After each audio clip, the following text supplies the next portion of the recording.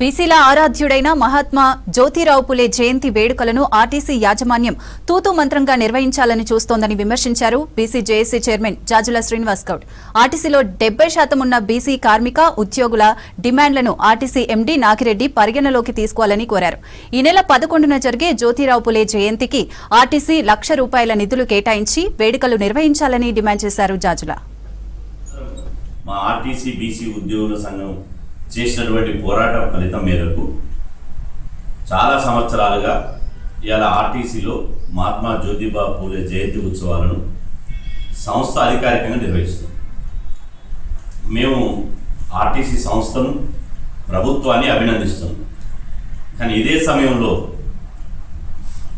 రాష్ట్ర ప్రభుత్వం అదేవిధంగా ముఖ్యంగా ట్రాన్స్పోర్టు మినిస్టర్ అయినటువంటి బీసీ మంత్రి అయినటువంటి పొన్నం ప్రభాకర్ గారుకి మేము విజ్ఞప్తి చేస్తున్నాం.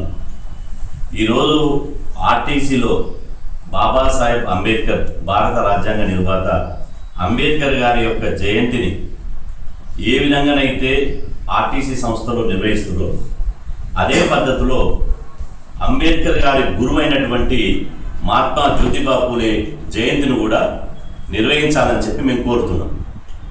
ఇలా మహాత్మా జ్యోతిబా పూలే జయంతిని ఏదో తూతూ మంత్రంగా మమ అనే పద్ధతిలో నిర్వహిస్తే మేము